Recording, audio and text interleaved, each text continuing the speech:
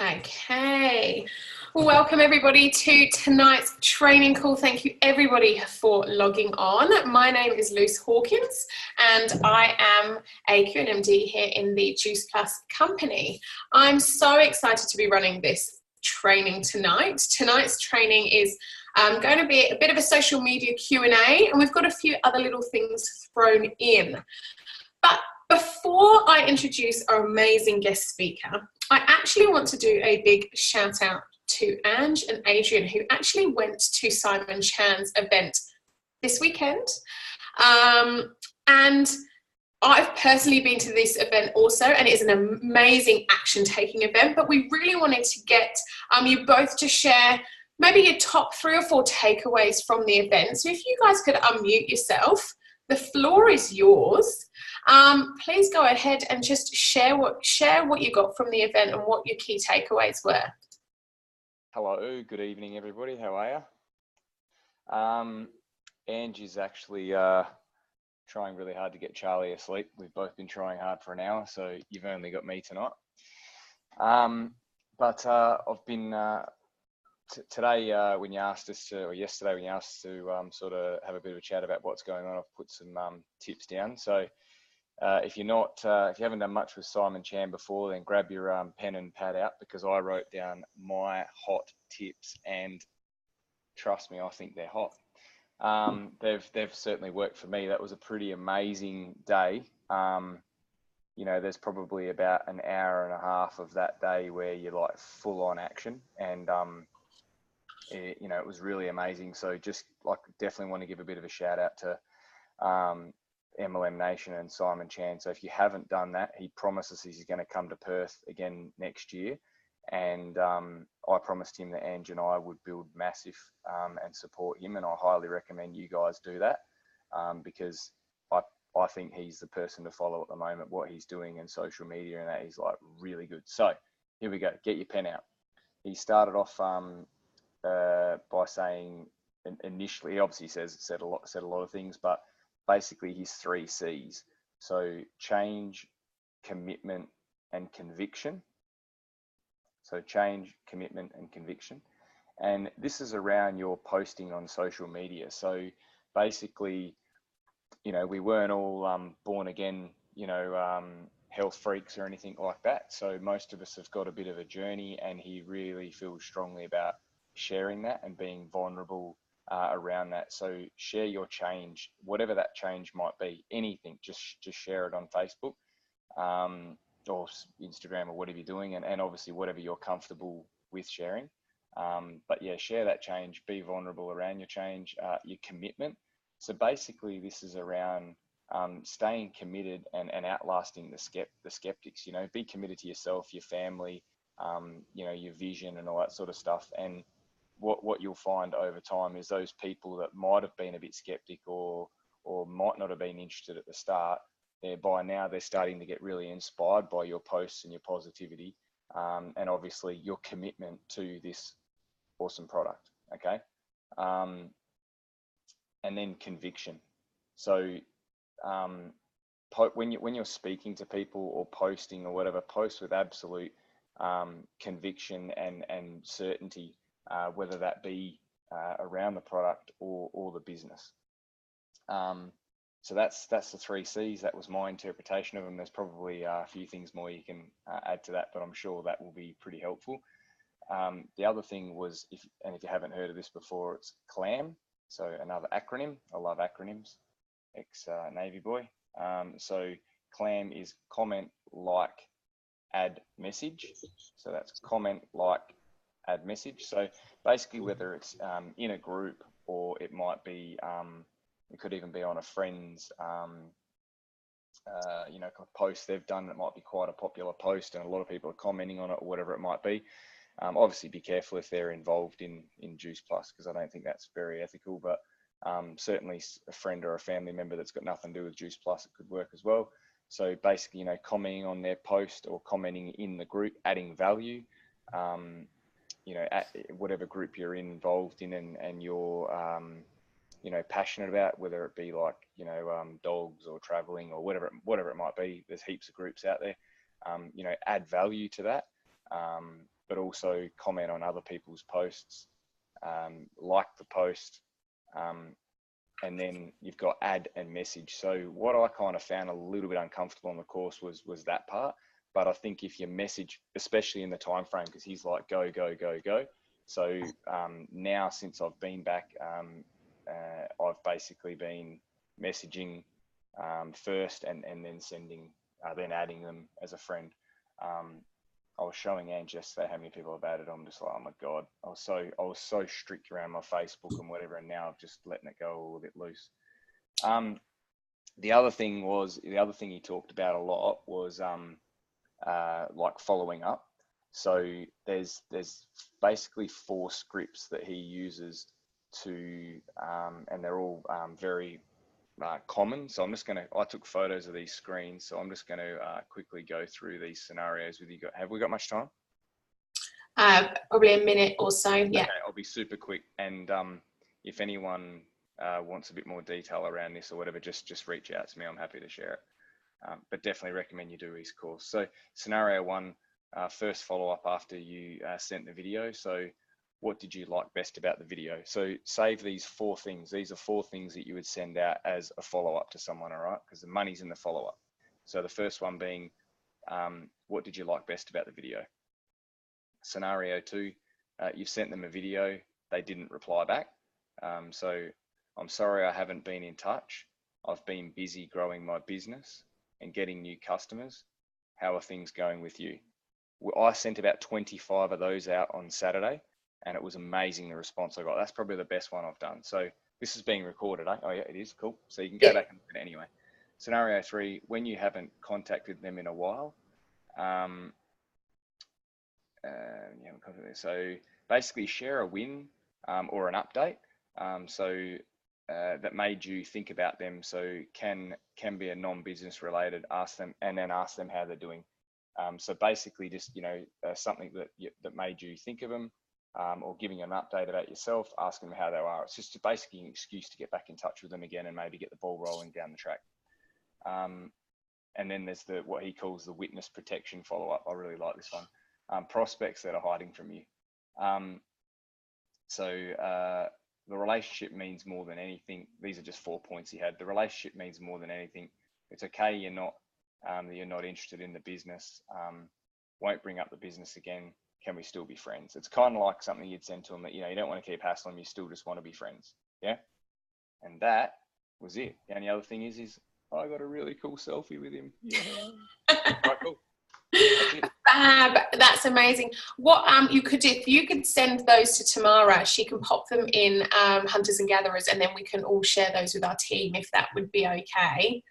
That would be fantastic. Okay, I'll ask Tamara that. Yeah. And see what she says. Cool.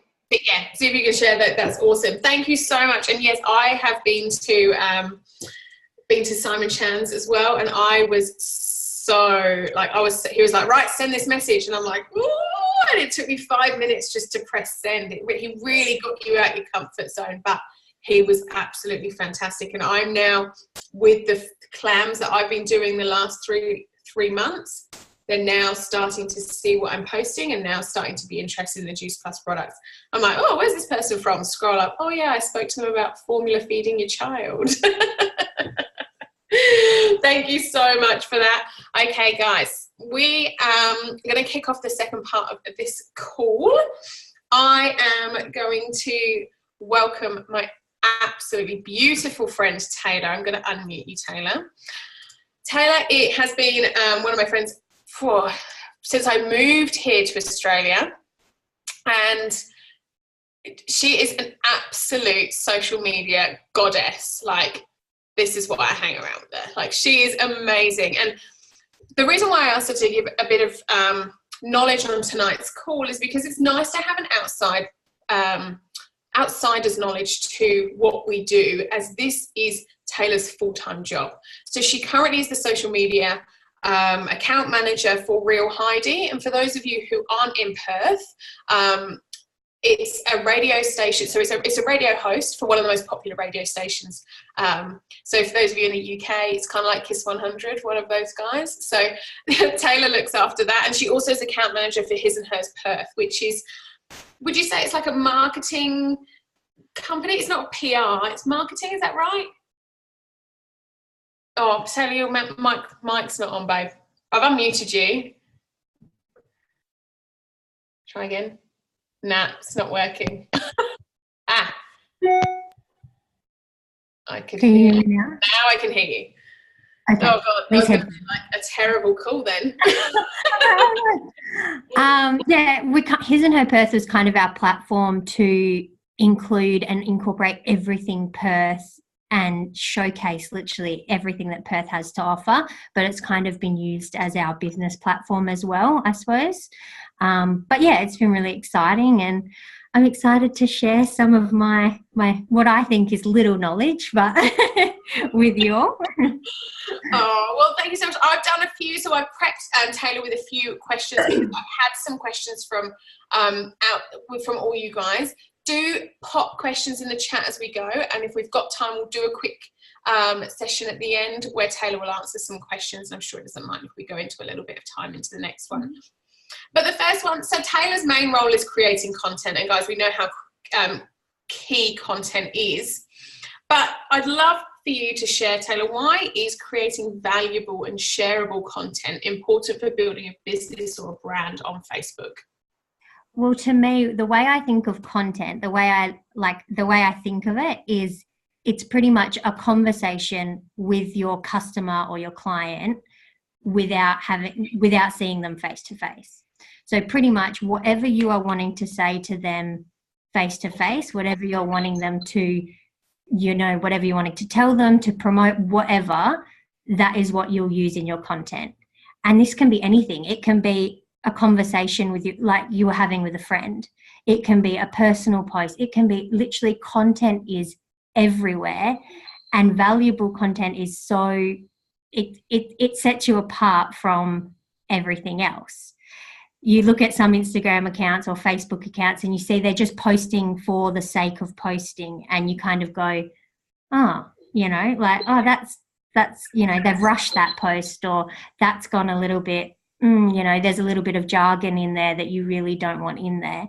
And it's kind of like, the way I would look at it pretty much is it's a conversation. So whatever you're wanting them to know, whatever you're wanting them to say, be straight, be truthful, and literally be so real, because personality and realness add so much value to your business and to your posts, and people relate so much more to personality when it comes to Facebook, Instagram, and things like that. So I don't know. I mean, every business has a different way of posting, and every person will have a different way of posting, a different way of sharing your story. But as long as you're providing educational, entertaining information that is going to tell your customers something that they, one, don't even already know, or two, they want to learn more about, then they're going to be hooked and they're going to want to learn more. Love that. And I love that. So yeah, education and entertainment. Yeah. They are two that I preach to. If you're not, I didn't pre-put those in Taylor's words. She just said that by herself, guys. So there's a reason why she said it. You can be entertaining whilst being educational as well. I think so. Like, it's just, there's so many ways that you can post, and so many things that you can post.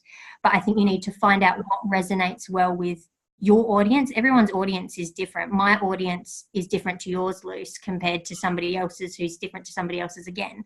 So you need to find out what resonates well with your audience, and then really hone in on that and really focus on it. Love that. So you look after quite a few brands. So I know you look after like 5 or 6, I'm pretty sure, different brands, and totally different. So where do you look for inspiration to create content? Because you're creating content for other people. So how do you look for inspo? How do you come up with stuff? So for me, as I said before, content is everywhere. Like, content is all around you. Literally, going to the beach, that's content. That's something personal. Going through, I don't know, the Macca's Monopoly that's in Perth at the moment, that's content. Like, something like that, that's fun, and that's something that people can relate to, and they're going to love it. So you find that relatable content goes a lot further than something that people can't relate to, because everyone wants to feel like they're included in something. The one thing that I really focus on doing with each of my clients is I ask them one question each week. I send them one question via email, and they all get the same question because they're all completely different brands, so it doesn't really matter. And then that's one of my captions on either a Facebook post or something, and it's something business related. So I'll ask them, I think this week's question was, what was your greatest achievement in business?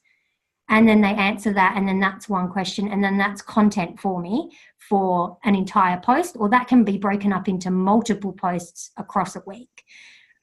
Sorry. But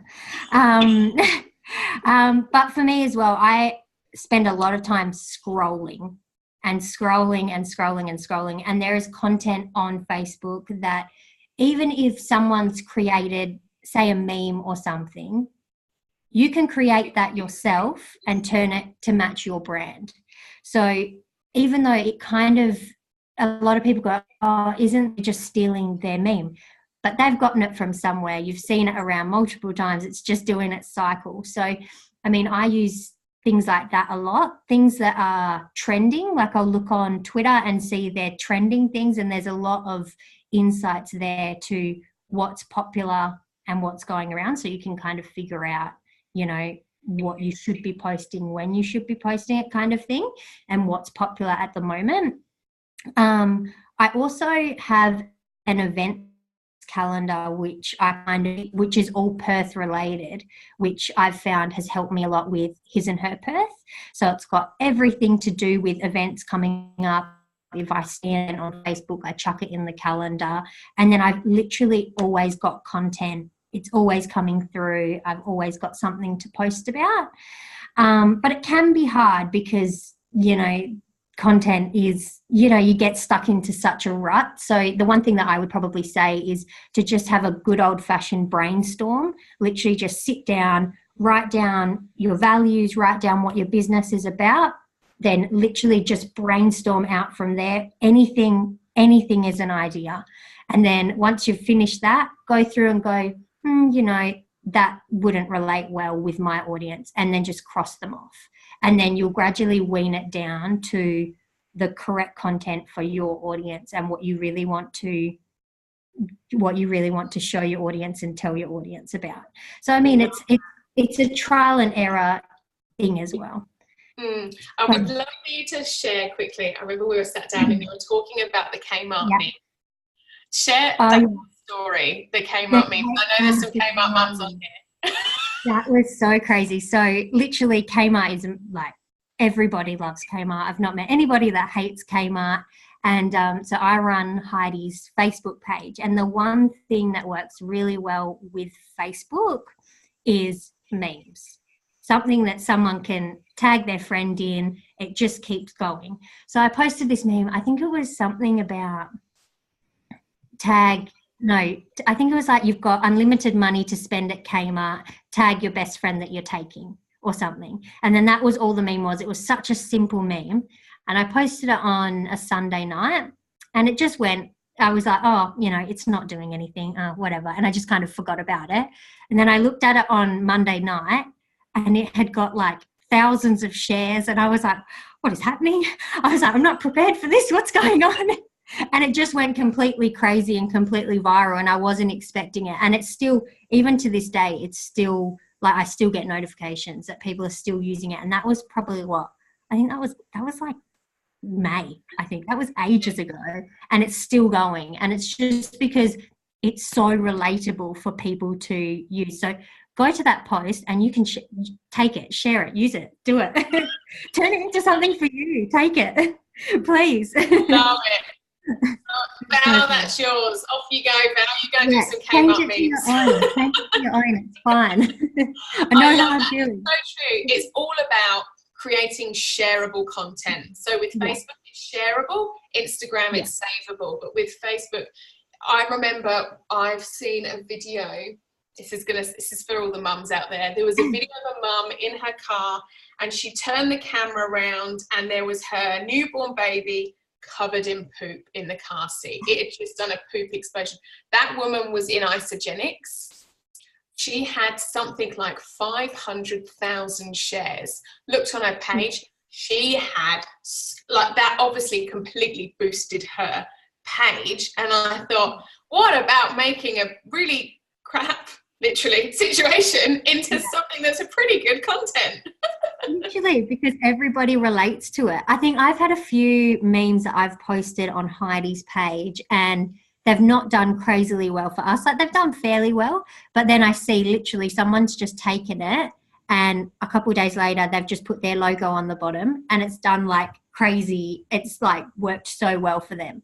And you know what? It's probably because their audience has a better, it just resonated well with their audience, whereas compared to mine, it just was like, whatever. But with theirs, like, and I was like, dang it. I was like, how dare you? Like, that's not fair. Oh, I love that. So you do have quite a lot of accounts that you look after. How do you manage your time? Because you've got other jobs as well. You're a very busy person. How do you manage your time and plan and schedule your content to these platforms?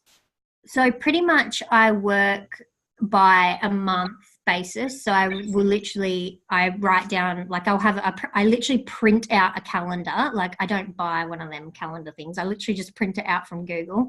And then I will sit down and I will write each individual thing. Now, it's not set in concrete. It's literally it's just something so that if I do need something to post, it's there and I've got it ready and it's set. And so with that, I'll go through and I'll make all the things that I need to. So I'll have like one day, like one Sunday a month where I'm literally just sitting down and I'm just nutting everything out, because that's the way I find is best to work. And then I can cross stuff out and I can, like, it's all crazy. I literally go, it's ridiculous. It just is so messy. But to me, that's the easiest way to work. But there is so many apps out there that are so handy to use.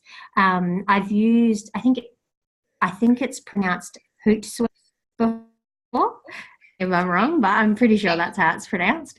And that literally, and it lets you manage multiple accounts, it's a really great way to use if you've got multiple platforms. It sets it out all for you.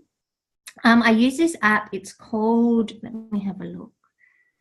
It's called When to Post. That's all it's called. And it's literally will tell you, you just log in with your social media and users, like with your handles and things like that. And it will tell you the best time to post for your audience. So it will take all your analytics, all your insights, literally everything, and it will grab that and it will tell you the best time to post, and it will come up a big line at the top. It says, do not post now. So you know exactly when is the best time for you to post, that you're going to get the most engagement and the most reach for each post. There's other things I do. So I have a whiteboard that I literally just put up on it just follows me around the house pretty much. And it's literally just got things written all over it, but it's so much better because I can just rub it out. If I don't like it, I just get rid of it. But I definitely recommend planning your content. It's so much, you'll feel so much more relaxed. You'll feel so much more in control of everything if you've planned your content. If you have to rush a post, that's when it gets messy. That's when you start to stress out about it, and it can cause you a lot of, like, people think posting on social media is easy. It's not that easy. It's hard. And a lot of things a lot of thought goes into it. So yeah, I definitely say planning is definitely the key when you want to successfully do it. Perfect. And it just sounds like whatever kind of works for you. If you're a have to have everything in your phone person, then maybe an app with a notes section. I have my calendar. I'm the same as you. I have to write things down. It has to be on my desk. I've got my Control Freak planner, and mine is all in there. I write it down at the beginning of the month. I know my day themes, and there we go. That's amazing. But then, I mean, you can also set alarms for yourself on your phone and literally just go, right, I need to post now. And you just literally sit down for 10 minutes and do your post, and then you're sorted. So there's so many ways you can do it. It's just trial and error for what's best for you, I suppose. That's it. And so to finish off, we've got 5 minutes. So guys, please put any questions in here as we go. We've got 5 minutes left about Facebook. But the final thing that I want to ask is your 3 top tips to posting on Facebook. Okay, so for Facebook, so Facebook has introduced this new thing. I think they introduced it in when did you go away, Luce? Maybe like May? They introduced it? Yeah. They introduced it around then, and it's literally... I was out the loop. I came back and you told me this stuff and I was like, I've been away. I came home and I was like, Luce. So Facebook have introduced, so it's literally all personal content now. If you've got a business, it's very hard to post. If it's a business page, if it's a personal page, I think you can get away with it a little bit if you're posting on your personal page as a business kind of thing. But if you have a business page and you're running that, it can be very hard because they've made a new algorithm which prioritizes friends and family posts before business posts. So it's it can make it quite challenging when you think, right, I've got to make this post, but it's not going to get anything. It can be a little bit disheartening actually when you think, things aren't getting anywhere. So it makes it a lot harder for brands to post. And if you have in the caption the word tag in there, they'll filter it out and it won't get pushed to the top of a newsfeed. So that's another thing to kind of think about. If you're going to do like a meme or something like that you want someone to respond to and tag their friends, write it on the meme, don't write it in the caption, because Facebook will just cull your post and it will just you just won't get anything out of it. But yeah, I think you focus on share-worthy content, so things that you can share. Like Lou said, the poo post, it's perfect because mums just go crazy for it. They want to tag their friends, have a laugh at this, like literally anything that they can share and that they want to pass on to their friends, it's perfect. Another thing to think about, if you're going to do videos, a lot of people, so 95% of videos are watched without sound. So if you're going to make a video for your business or anything like that, try and get captions put onto the video or something like that. So because when you're bored and say you're sitting in the doctor's office, you're not going to turn the video on and scroll through and watch a video, because people just don't do it. So if you've got the captions on there, then you're still reaching that audience. People aren't going to come back to your post later on to go, oh, I've got to watch that video, I forgot to watch it. So having the captions on there is really good because straight away they can watch it, it doesn't matter. And Facebook Live is another huge thing that is so easy to do, and it's so easy for every aspect of your business. So introducing a new product, a question and answers, anything. People love connecting with you as a person. So anything that's going to bring them real content is going to do wonders for your business, because they just want to know that there's a person behind the business, you're not just a person behind a screen. You are actually somebody that's going to care about them and them as a person. So yeah, I suppose they're my top 3 things for Facebook that you could try and incorporate. But literally it's trial and error. There's a lot of things that you just need to try, and don't be scared to try it, because what's the worst that can happen? It gets nowhere. You learn, it's a lesson, it's, for next time. So that's exactly it. I love that. And with the how you said you can't, writing the word tag, it's the same with if you put a currency symbol as well, isn't it? Is that also? Yeah, I think it's all in a similar thing, because they're trying to, so Facebook's whole thing is literally, we came here to connect, so let's get all the real posts back.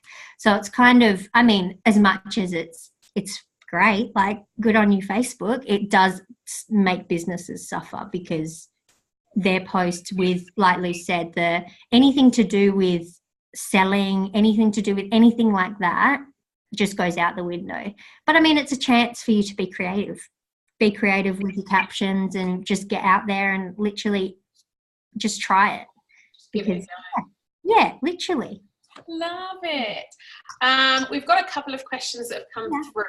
So if you don't know these, it's totally cool. Does posting on people's walls for their birthday get them back into seeing your posts? I think because when you interact with people, if they comment on yours, I think likes, to be honest, don't do much. I agree. I think it's likes don't.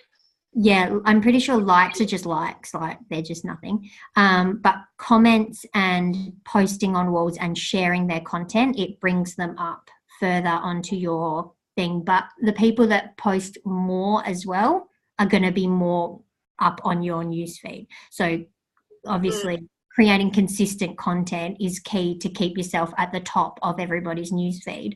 But if you're like my friends, if my best friend was to post something, because I've commented on hers so many times, or, you know, I've posted on her wall and I've interacted with her a lot, she's at the top of my thing.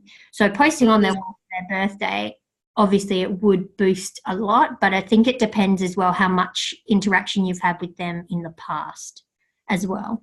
So I think not just one post isn't just going to boost it. I think there's got to be a bit more behind as well. Yeah, my recommendation always around birthdays is send them a direct message and then try and have a little bit of a conversation, because that's when Facebook goes, oh, these two people, they're having a conversation in Messenger, they must be reconnecting, let's share their content so they can be more friends. Let's get them together, come on. And you're right. Yeah, I think I think the consistency as well to bring you at the top of your newsfeed, it's just a no-brainer as well. That's it. Fantastic. And we had another one. What about polls? Polls is pretty much the same. It's content. Yeah. People who vote on your polls, the more votes you get in this short space of time would polls be are good though, because I think that if like anybody wants something that they can share their opinion. Like I'm an opinionative person, and if you ask me, does tomato sauce belong in the fridge or the freaking cupboard, I'm going to tell you. I am going to tell you where I think it belongs. So like, people want to have. Actually, I think ours is in the cupboard. Like I'm actually kidding you. I don't even. But like people, see, that's the thing. People want to have a conversation. They want to share their opinion, and some people will get feisty about it, and some people will comment, and you'll literally get it. It literally just spirals from there. And they'll want to see more of your content from there. We did a poll. I did a poll about do you cook baked beans in the microwave or on the stove? And guys, this got hundreds of views. And people got really heated debate on who puts it on the stove, that's extra washing up. And I thought, I'd done so many polls about business, about product, and then I do something about bloody baked beans, and that it shows my audience, right? Like it shows what my audience want to talk about. But see, then you know right away, you're like, okay, well, they want to know more. They want this content. They want this type of stuff. And then you can incorporate business stuff. You just got to start to be like tricky about it. Start to incorporate stuff. And then they're kind of like, hang on, I've got to go see if Lucy's done any more polls, you know? I need to share my 2 cents. And then they go and look out and you've just posted all this other stuff and they're like, yeah. And then like it just spirals from there. And then hopefully they see my business stuff and there we go. Well, thank you so much, Tay, for sharing that stuff on Facebook. What I'm going to do is I'm just going to quickly stop recording so I can split these up.